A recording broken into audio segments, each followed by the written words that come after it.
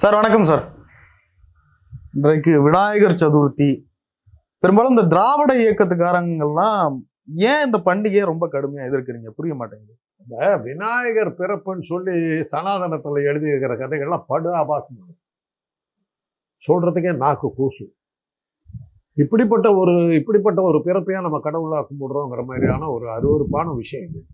அதை யாரும் சொல்ல மாட்டாங்க. இன்னைக்கு கேளுங்க, விநாயகருடைய பிறப்பு என்னன்னு இந்த கும்பிடுறானுங்களா அவங்க கேட்டு பாருங்க. எப்படி விநாயகர் யானை தலையா வந்தது, விநாயகர் எப்படி பார்வதியோட மகன் எப்படி சொல்றீங்க அப்படிங்கிறதெல்லாம் கேட்டு சொல்லுங்க. பச்சை அசிங்கமான கதையா இருந்தால் கூட பரவாயில்ல, அருவருப்பான கதைகள் சொல்றதுக்கு எனக்கு வாயிலும் கூசம். அந்த மாதிரி கதைகளை சொன்னாங்க. என்ன கதைகள்? அதெல்லாம் வேண்டாம்.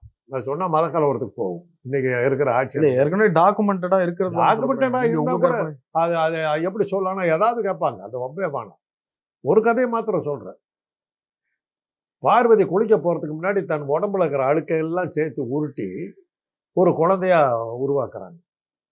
அந்த குழந்தைய தான் குளிக்கும் போது காவலா இருக்கட்டும்னு காவலுக்கு வச்சுட்டு போறாங்க. சிவன் அப்ப அந்த நேரத்தில் வர்றாரு பார்வதியை பார்க்கறதுக்கு. இந்த குழந்தை தடுக்குது, அம்மா குளிச்சுக்கிட்டு இருக்காங்க, போகக்கூடாது, நீ யாரா தடுக்கிறதுக்குன்னு ஒரு தட்டுறாரு. குழந்தை தலை துண்டா விழுந்து சேர்த்து உள்ள போனாக்கா பார்வதி, நான் ஒரு குழந்தைய காவலுக்கு வச்சிருந்தேன், அந்த எப்படி நீங்க உள்ள வந்தீங்க? ஆமா, அந்த குழந்தை தடுத்து நான் தலையை வெட்டி கொண்டு விட்டேன் அப்படின்னு. ஐயோ, அதை நான் என்னுடைய உடம்புல இருந்து பிறந்த குழந்தையாச்சு, என்னுடைய உடம்பு அழுக்குல இருந்து பிறந்த குழந்தையாச்சு அப்படின்னு ஓனு கத்துறான். ஐயோ அப்படியே அப்படின்னு சொல்லிட்டு ஓடி போய் பார்த்தாக்கா முண்டா மாத்திரம் இருக்குது, தலையை காணும். அப்போ பக்கத்துல ஒரு பெண் யானை செத்து கிடக்கு. அந்த யானை தலையை தூக்கி அதுக்கு வைக்கிறான். வச்சு அப்படிதான் பிள்ளையார் வந்ததுங்கிறது பிள்ளையாரை பற்றிய கதையில இப்போ அவங்க சனாதனத்தில் சொல்லிக்கிற கதை. உண்மை என்னன்னா, இவங்க சொல்ற அந்த விநாயகர் ஒரிஜினலா பௌத்த மதத்தினுடைய புனித சின்னமான ஐராவதம்ங்கிற யானை. அந்த ஐராவதம்ங்கிற யானை பௌத்தர்களுக்கு கடவுள் நம்பிக்கை கிடையாது. அவங்க இந்திரன் ஒரு உருவத்தையும் இந்திரனுடைய வாகனமாக ஐராவதத்தையும் அவங்க ஏற்றுக்கிறாங்க. இது ரெண்டத்தான் அவங்க கடவுள்னு கூட சொல்றதில்ல, உயர்ந்தவர்கள்னு சொல்றாங்க. அந்த உயர்ந்த இடத்துல இந்திரனையும் ஐராவத்தையும் இது பண்றாங்க. அந்த ஐராவதம் போதி மரத்தடியில் இருக்கும். போதி மரங்கிறது ஏதோ பெரிய நமக்கு தெரியாத ஒன்று இல்லையா. நம்ம அரச மரத்துக்கு இந்தியில் போதி மரம்னு பேர், அரச மரம். அதனாலதான் அரச மரத்தடியிலேயே அந்த ஐராவதத்தை வச்சு கும்பிடுவாங்க. பின்னாடி வந்த இந்த சனாதன மதம் 7ஆம் நூற்றாண்டுல திருஞான சம்பந்தனும் அப்புறம் மகேந்திர பல்லவனையும் சௌந்தர பாண்டியனையும் சனாதன சைவ மதத்துக்கு மாற்றின போது இந்த ஐராவதத்தை விநாயகராக மாற்றினாங்க. அது வரல ஐராவதம் தான்.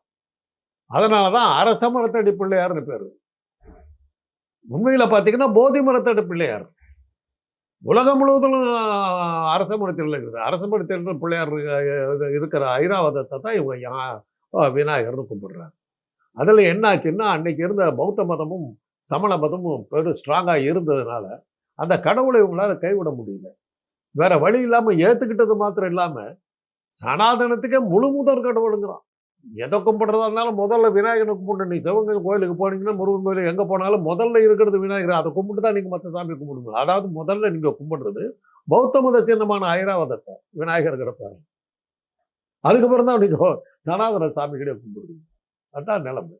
அதாவது இந்த சனாதனத்தை சேர்ந்த அந்த 3%காரருங்க நல்லா எவன் ஸ்ட்ராங்காக இருக்கானோ அவன் காலில் விழுந்து சரண்டராக தப்பிச்சுக்கிட்டு போனவங்க தான் அவங்க வேலை. அதுக்கு ஒரு பெரிய உதாரணம் ஐராவதத்தை விநாயகர் ஏற்றுக்கிட்டது. இதுக்கு இன்னொரு ஆதாரமும் சொல்கிறேன். சைவ சமயத்தை சேர்ந்த சிவனை கும்பிடுற சிவனடியார்களுக்கு வேத புத்தகமாக இருக்கிறது 12 திருமுறைகள் நாயன்மார்களால் எழுதப்பட்டது. அதுதான் சைவர்களுக்கு வேத புத்தகம். அந்த இதில் 12 திருமுறைகளில் விநாயகங்கிற பேரே கிடையாது. 40,000 பாடல்கள் இருக்குது, ஒரு பாடல் கூட கிடையாது. பிற்காலத்தில் ஔவையார்கிற பேர், பிற்காலத்தில் ஒரு அம்மா தான் நிறையா விநாயகரை பற்றி பாடல்கள்லாம் எழுதிச்சு. 5 கரத்தினை யானை முகத்தினை இந்தின் இளம்புற போல ஏற்றினை நந்தி மகந்தனை ஞான கொழுந்தினை புந்தில் வைத்தடி ஓற்றுகின்றேனே தன்னார் தமிழளிக்கும் தன்பாட்டை நாட்டானே பெண்ணாலும் பாகனே பேணும் பெருந்தொழில் கண்ணார் கடல் காட்டி நாயனை ஆட்கொண்டா அவதான் அண்ணாமலை பார்த்து. இந்த மாதிரி விநாயகர் பாலம் தெளிதேறும் பாகும் பொறுப்பு மிவை நாளும் கலந்துணக்கு நான் தருவேன் வேதஞ்செய் துங்க கருமுகத்தை தூமுனியே எனக்கு நீ சங்கத்தமிழ் மூன்றும் தா அப்படி இதெல்லாம் வந்து பிற்காலத்தில் வந்த படம். பன்னிரு திருமுறைகளில் கிடையாது. அந்த ஐராவதங்கிற அந்த பௌத்த மத சின்னத்தை தான் இன்னைக்கு வந்து சனாதனத்தை சேர்ந்த அத்தனை பேரும் சேர்ந்து விநாயகர்கள் பேரில் கும்பிடுறோம். அந்த விநாயகரை கும்பிட்டதில் வந்து அவனுக்கு ஒரு கோபம் இருக்குது. நமக்கு சம்பந்தம் இல்லாத ஒரு சாமியை முழுமுதற் கடவுளாக நம்ம ஏற்றுக்கிட்டோமே, அதை கும்பிட்டு வழிபட்டு பெரிய விழாவெல்லாம் கொண்டாடுறோமேங்கிற அந்த ஆத்திரத்தில் தான் காலையிலேருந்து சாயந்தரம் பூஜை பண்ணிட்டு சாயந்தரம் கொண்டு போய் ஆற்றுல போட்டு மெதிச்சு உடச்சி அடிச்சிட்டோம். அது அந்த கோபம் ஒரு பௌத்த மத இதை வந்து சின்னத்தை ஐராவதத்தை வந்து நம்ம கும்பிட வச்சுட்டாங்களேங்கிற கோபத்தில் தான் காலையிலலாம் கும்பிட்டு விட்டு ராத்திரி உடச்சி போடுறோம். அதுதான் காரணம்.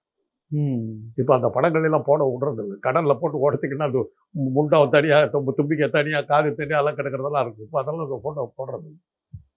அவங்களுக்கே தெரியுது காலையிலலாம் கும்பிட்டு ராத்திரி அதை போட்டு உடச்சிட்டாங்க. அதுக்கு காரணம் என்னென்னா பௌத்த மத சின்னத்தை வந்து நம்ம ஏற்றி விட்டு கும்பிடுறோமேங்கிற கோபம் தான் ராத்திரி சாயந்தரம் அதை உடச்சிட்டாங்க. இதுதான் விநாயகர் பண்டிகைக்கு விநாயகர்கிற ஐராவதம் திருவிழாவுக்கு நம்ம சொல்றோம். ஆனா இப்ப இருக்கக்கூடிய இந்துக்கள் எந்த நம்பிக்கையில கும்பிடுறாங்க? இப்ப இருக்க இந்துக்களுக்கு இந்த விஷயம் தெரியாது. இந்த மாதிரி சில பேர்த்துக்கு தான் தெரியும். கடவுள்னா கடவுளை பத்தி ஆராய்ச்சி பண்ண மாட்டாங்களா? கடவுளை பத்தி கடவுள்லாம் இப்ப இருக்கிற பசங்களுக்கு என்ன தெரியுது? என் பசங்கள்லாம் வந்து ஏதோ ஒரு வேட்டி கட்டிக்கிட்டு ஒரு காவி வேட்டிக்கிட்டு சுத்திக்கிட்டு இருக்கான். என்னன்னு கேட்டால் ஏதோ ஒரு சாமிக்கு வேட்டிக்கிட்டு முதல்ல இந்த ஐயப்பன் ஒன்றுக்கும் பழனி கோயில் ரெண்டுக்கு தான் வந்து வேட்டி கட்டிக்கிட்டு போகிறத நான் பார்த்துருக்கேன். அதாவது அந்த அந்த ஐயப்பன் வேட்டி அது மாதிரி பழனி வேட்டி அப்படின்னு இது பண்ணுவாங்க. 2 கோயிலுக்கு தான் நடைப்பயணத்தில் போவாங்க. திருப்பதிக்கு வந்து கொடை இது பண்ணி போகிறவங்க இருப்பாங்க. திருப்பதிக்கு வந்து அது அவ்வளோ ஃபேமஸ் இல்லை. ஐயப்பன் கோயிலுக்கும் பழனி கோயிலுக்கு தான் நடையிலேயே போகிறது எல்லாம் ரொம்ப ஃபேமஸாக அந்த உடையெல்லாம் உடுத்திக்கிட்டு போவாங்க. இப்போ தெருவில் போகிற நடமாத கோயில்களுக்கெல்லாம் அந்த மாதிரி விரதம் இருந்துட்டு போகிறாங்க. அது அந்த கடவுள் என்னன்னு தெரியல, எவனுக்கு எதுவும் புரியல, கிடைச்சதெல்லாம் கும்பிட்டுக்கிட்டு இருக்கிறாரு. அந்த அளவுக்கு அவங்க தன்னம்பிக்கை போயிடுச்சு, தைரியம் இல்லாமல் போயிடுச்சு. அதனால தானே கண்ணதாசன் எழுதுனது, தன்னை நம்பும் தைரியம் இருந்தால் நாளென்ன பொழுது என்னது. உன் நம்பிக்கை உனக்கு இது நம்பிக்கை இல்லைன்னா தான் நீ கடவுள்கிட்ட போவேன். ஆக இவ்வளோ பெரிய பக்தியா இப்படி சுற்றுறானுங்கன்னா தன்னம்பிக்கை இழந்தவனுங்க நான் வேற ஒன்று. பெரியார் அவர்கள் மற்ற மதங்களை காட்டும் ஏன் இந்து மதத்தை ரொம்ப அதிகமாக விமர்சிக்கிறார்? இந்த கதைகள் தாங்க. இப்போ பிள்ளையார் பிறந்தது வந்து நான் என் வீட்டில் இருக்கிற சின்ன பசங்க கிட்ட பொண்ணுங்கிட்ட பேச முடியுமா அந்த கதையை? அவ்வளோ அழுக்கு பிடிச்சவளா பார்வதி. ஒரு குழந்தைய செய்கிற அளவுக்கு உடம்புல அழுக்கு இருந்துருக்கு. என்னங்க கதை? இன்னொரு கதை இருக்குது, அதெல்லாம் சொல்லக்கூடாது, வாய் கூசும். அதெல்லாம் தானே அப்போ வந்து விடுதலையில் வந்து படமாக போட்டு இவ்வளோ ஆபாசமான ஒரு அருவருக்கத்தக்க பிறப்பாக இருக்கிற பிள்ளையாரை கும்பிட்டு உனக்கு அறிவில்லையான்னு சொல்லித்தானே 52ஆம் வருஷம் வந்து பிள்ளையாரை போட்டு உடைச்சாரு பெரியார். ஏன்னா ராஜாராம் பிள்ளையாரை தெருவில் உடைச்சிட்டு சேலத்தில் வந்து இந்து மகாஜன ஸ்கூல் இருக்குது, அந்த ஸ்கூலுக்கு எடுத்து அப்படி தான் போட்டு உடைச்சார். நான் இப்போ 4ஆம் கிளாஸ் படிச்சுக்கிட்டு இருக்கேன். என் பங்குக்கு எங்கள் ஸ்கூலுக்கு பக்கத்தில் நான் ஒரு சின்ன பொம்மையை வாங்கி உடைச்சிக்கிட்டேன். எங்கள் அம்மா எங்கள் 2 பேர்த்து வீட்டுக்குள்ளே சேர்த்து மாட்டேன், வெளியே போகடா நாதார நாய்களா. அதுக்கடுத்து அப்படி இப்போ பெரியார் வந்து அடுத்த ஒரு போராட்டம் சொன்னார், ராமர் படத்தை நெருப்பு வச்சு எரிக்கணும். அதுலேயும் ராமனுடைய பிறப்பு பற்றிய கதைகள் ஆபாசமான கதைகள், அருவருக்கத்தக்க கதைகள். படிக்கவே முடியாதுங்க. ராதா ராமாயணத்தில் அதை போட்டு இது பண்ணுவார், கிண்டல் பண்ணுவார். சீதைக்கு வந்து லவன்கிற ஒரு பையன் தான் பிறக்கிறான். அந்த அப்போ வந்து அவளை மறுபடியும் ராம வழக்கப்படி காட்டுக்கு துரத்தி விட்டா. அவன் வீட்டில் வச்சுக்கவே இல்லையே. சீதையை காட்டுக்கு துரத்தி விட்டா வால்மீகி இதில் இருக்கிறா. சீதை குளிக்கிறதுக்கு போயிருக்க லவனை விட்டுட்டு போகிறான். முனிவர்கிட்ட வசிஷ்டர் வால்மீகிட்ட விட்டுட்டு போகிறான் பார்த்துங்கன்ட்டு. இந்த பையன் விளையாடிட்டு எங்கே காணாமட்டான். இவர் வால்மீகி முனிவருக்கு ஷாக் ஆகிடும். ஏன்னா அது குழந்தைய காணமே. சீதை திரும்பி வந்து கேட்டால் குழந்தை எங்கன்னு கேட்டால் என்ன பண்ணுறதுன்னு சொல்லிட்டு உடனே இருக்கிற அங்கேருந்து அவர் தர்ப்பப்புல்லை எடுத்து குழந்தைய உருவம் கொடுத்து அந்த குழந்தைய வச்சுக்கிறார். சீதை திரும்பி வர கூட கல்லவனு வந்தான். இவருக்கு நிஷ்டையில் தானத்தில் இருந்தபோது அவன் அம்மா பார்க்கறதுக்கு போயிட்டான். என்னடா இதுக்கு லவன் உயிரோடு இருக்கான், அப்போ இந்த குழந்தைய எப்படின்னு தர்ப்பப்புல்லில் உருவாக்கிட்டான். சரி அதான் லவன் தான் வந்துட்டானே, குசனை கொன்னலாம் அப்படின்னு சொல்லி போது வேண்டாம் அவனு இருக்கட்டும் சொல்லி தான் குசன் வர்றான். இதை வந்து ராம வந்து சீதையை கூட்டிகிட்டு போகிறதுக்கு வந்தபோது, ஏண்டா சிஸ்டரை பார்த்து கேட்குறாரு, ஒரு பிள்ளையோ தான் அவளுக்கு பிறக்கும், நீங்கள் இந்த 2வது பிள்ளை எப்படிடா வந்தது? அப்போ இந்த கதையை சொல்கிறார். ஏண்டா எங்கள் அம்மாளுக்கெல்லாம் பிள்ளை இல்லைன்ன போது அவளுங்களை என்ன பாடுபடுத்தி எங்களை எல்லாம் பெக்க வச்சிங்க, உத்தரகாமேஷ்டி யாகமெல்லாம் பண்ணீங்க. உத்தரகாமேஷ்டி யாகம்ன்றதுக்கு நீங்கள் விளக்கம் பார்த்து கூகுளில் போட்டு பார்த்துட்டு தெரிஞ்சுங்க, நான் சொல்ல மாட்டேன். இதெல்லாம் பண்ணி பிள்ளை பெக்க வச்சுக்கலாம். அப்போ தர்ம பிள்ளை எடுத்து போட்டு பெக்க வைக்கிறது என்ன வைக்கல அப்படின்னு கேட்பாரு ராதா ராமாயணத்தில். இதெல்லாம் தான் கோர்ட்டில் அப்ஜெக்ஷனுக்கு வந்து அந்த ராதா ராமாயணத்தை தடை பண்ணுங்கிறதுக்கு எதுவும் கேஸ் போட்ட போது இந்த மாதிரி ஆபாசமாக வந்து சீதை அந்த குசன் போகிறப்ப வந்து கேவலமாக பேசினார். திருவாரூர் தங்கராஜ் தான் வசனம் எழுதணும். அவர் வந்து வால்மீகி ராமாயணத்தில் வந்து இந்த ஸ்லோகத்தின் அடிப்படையில் உத்தரகாண்டத்தில் இப்படி இருக்கு அப்படின்னு காட்டினார். ஜட்ஜி என்ன பண்ணுவார்? அந்த கேஸ் எப்படி முடிஞ்சது தெரியுமில்ல, உங்ககிட்ட 100 தடவை சொல்லியிருக்கு. நான் ஒரு பெரிய ராமபக்தன், நீங்க சொல்றதெல்லாம் உண்மைதான், மறுத்து சொல்றதுக்கு ஒண்ணுமில்லை, சட்டத்தைப்படி லா பிரகாரம் பார்த்தா உங்களை ஒன்றும் நான் செய்ய முடியாது. ஒரு நீதிபதி ஒரு ஜட்ஜுங்கிற முறையில் கேட்டுக்கிறேன், வேண்டி கேட்டுக்கிறேன். ஒரு பிராமின் எங்கள் மனசு புண்படுது, தயவு செய்து விட்டுருங்களேன். சட்டபூர்வமாக உங்களுக்கு தடை போட முடியாது, வேண்டுகோள் விடுக்கிறேன், விட்டுடுங்க அப்படின்னாரு. அப்படிதான் இந்த டிராமா நின்றுச்சு. பெரிய காவல்சேம்பர் வித்வான்கள் 4 பேர்த்த கூப்பிட்டு வந்து நிற்க வச்சுட்டாருங்க திருவாரூர் தங்கராஜ். இதுக்கு நீங்க விளக்கம் சொல்லுங்கன்னு அவங்களாட்டே சொல்லிட்டாங்க. வால்மீகி ராமாயணத்து பிரகாரம் அதுதான் இருக்குது. கம்பம் அதை எழுதலவா, உத்தரகாண்டத்தை கம்பம் எழுதவே இல்லை. இந்த அச்சகமா இருந்தா கம்பம் எழுதாம விட்டான். இதெல்லாம் இருக்குதுங்க. அதனாலதான் பெரியார் வந்து இந்து மதத்தை தாக்கி பேசுறாருன்னு 2 காரணம் சொன்னாரு. என்ன இந்துன்னு சொல்ற, அதனாலதான் என் மதத்தை நான் திட்டுறேன். என் வீட்டில் நடக்கிற ஆட்சியம் என் வீடுங்கிறது, அதனாலதான் என் வீட்டில் நடக்கிற. கிறிஸ்தவன் சொன்னா அவன் பக்கத்து வீடு, அவன் வீட்டில் நடக்கிறத நான் எப்படி திட்ட முடியும்? முஸ்லீம்னு சொன்னா அவன் பக்கத்து வீடு, அவன் வீட்டை நடக்கிறது எப்படி சொன்னேன்? நீ என்னை வந்து இந்துன்னு சொன்னதுனாலதான் நான் கிரிட்டிசைஸ் பண்றேன். அது ஒரு காரணம். 2வது, அந்த அந்த சாமிகளுடைய கதைகளை கேடு. அந்த சாமிகள் கதைகள் ஆயிரக்கணக்கான ஆபாசம். என்ன அழகா எவ்வளவு நாகரீகமா அதை ஒரு கண்ணியமா அதை சொல்றான். அந்த கதையை நம்ம வந்து குழந்தைங்கள்கிட்ட சொல்ல முடியுது. வர்ஜின் மேரிங்கிறதுக்கு விளக்கம் நம்மளால சொல்ல முடியுது. திரௌபதிக்கு 5 புருஷன் இருக்கிறது வந்து வீட்டில் பொண்ணு பேச முடியுமா? நான் என்னால சொல்லு பார்க்கலாம். எவ்வளவு ஆபாசமா எழுதியிருக்கு, எவ்வளவு அருவருக்கத்தக்க முறையில் எழுதியிருக்கு. பசங்க என்னவா? இதுதான் கேள்வி. இதெல்லாம் எங்க இருந்து சார் உருவாகுது? இது தமிழர்களும் இதெல்லாம் ஃபாலோ பண்றாங்க. எங்க இருந்து உருவாச்சு இதெல்லாம்? பறவை வந்துருச்சு, வசதியா இருக்குது, ஈஸியா இருக்குது, அவ்வளவுதான். சமண மதம் ஏங்க அழிஞ்சுது? இல்ல தமிழர்களுடைய ஆரிஜின்ல இருந்து இது வந்ததா? இல்ல தமிழருக்கு இதுக்கு சம்பந்தமே இல்லையே. ஆனா தமிழர்கள் இன்னைக்கு ஏத்துக்கிட்டு கொண்டாடுறாங்க. நாம எந்த பண்டிகை விட்டோம்? விஷயம் தெரியாம தான் கொண்டாடிட்டு இருக்கோம். தீபாவளி கொண்டாடுறோம், நரகாசுரன் கதையை சொல்லிட்டு இருக்கிறோம். உண்மையில இது வந்து சமணருடைய பண்டிகை. அது வர்த்தமான மகாவீரர் இறந்த அன்னைக்கு அவர் சொல்றாரு, சாக போன காலைல 5 மணிக்கு நான் இறந்து போவேன்.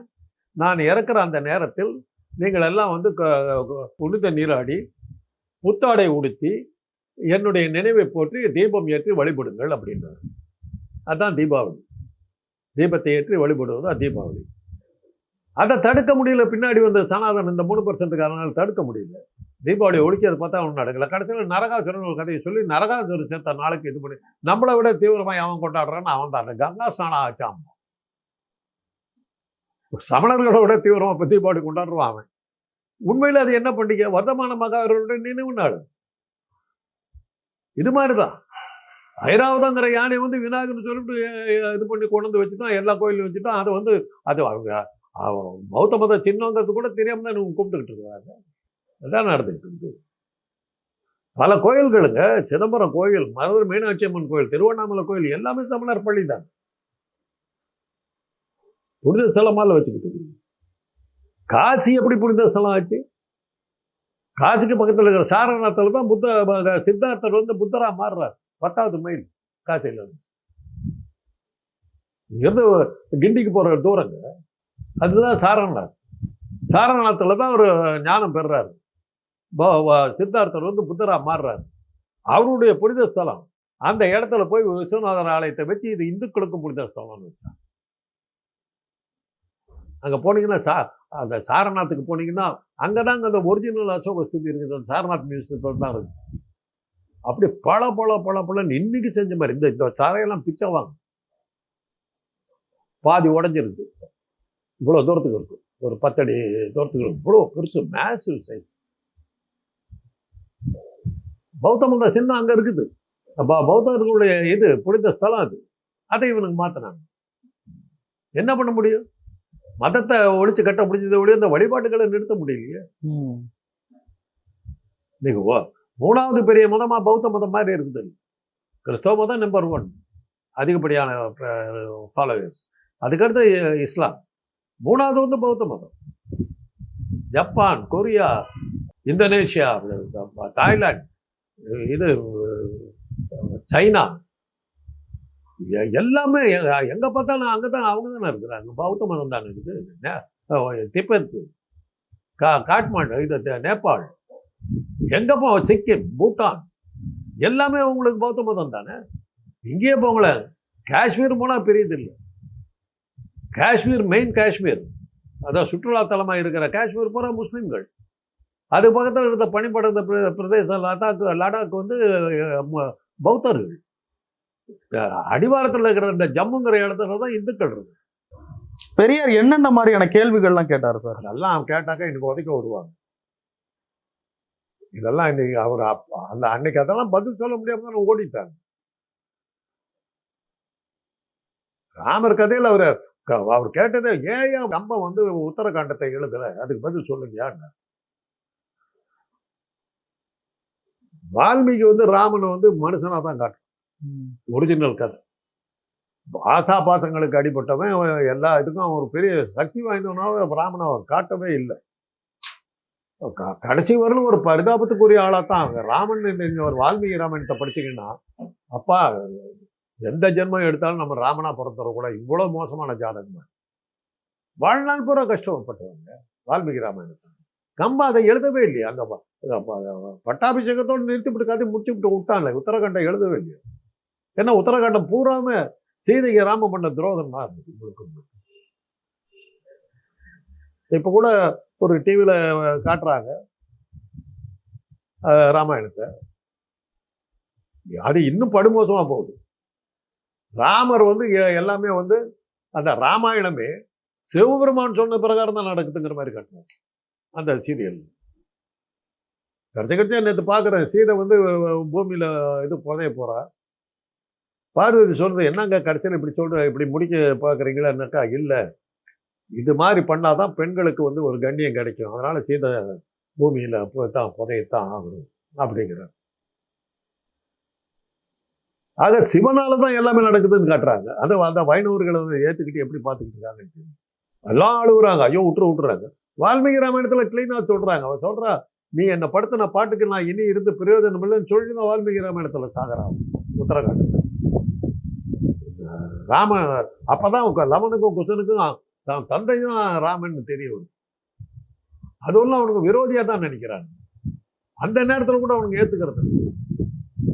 தாயை இப்படி எல்லாம் இவ்வளவு கொடுமைப்படுத்தணும்னா நான் சும்மா விடாம, சீதையை கொடுமைப்படுத்தணும்னா சும்மா விட மாட்டேன்னு சொல்லி இந்த பசங்க சண்டைக்கு போறாங்க. லக்ஷ்மணன் வந்து நிற்கிறான், அவன் அடிச்ச அடியில் போய் சரவி நதியில் விழுந்து தற்கொலை பண்ணி செத்து போயிடுறான். ஆஞ்சநேயர் உலகத்தையே பரட்டி போட்டுருவாங்கிறாங்க. அவனை ஒரு அம்பை அடிச்சு மரத்தோட மரமா கட்டி போட்டாங்க. ஒன்றும் அனுமனுக்கு தான் தெரியுது லவனும் குசனும் ராமனுடைய பிள்ளைங்கிறது அவனுக்கு தான் தெரியும். சொல்ல முடியாம தவிக்கிறான். ராமன் வந்து நிற்கிறான், இவன் சீதை அவன் கண்ணு முன்னாடியே பூமியில மறைஞ்சு போயிடுறான். ஏன்னா சீதை வந்து கண்டெடுத்துக்கப்பட்ட குழந்தை. வயல்ல உழுதுகிட்டு இருக்கும்போது அந்த மண்ணு பெறணும் போது அதுலேருந்து வெளியில் வந்த குழந்தை தான் சீதை.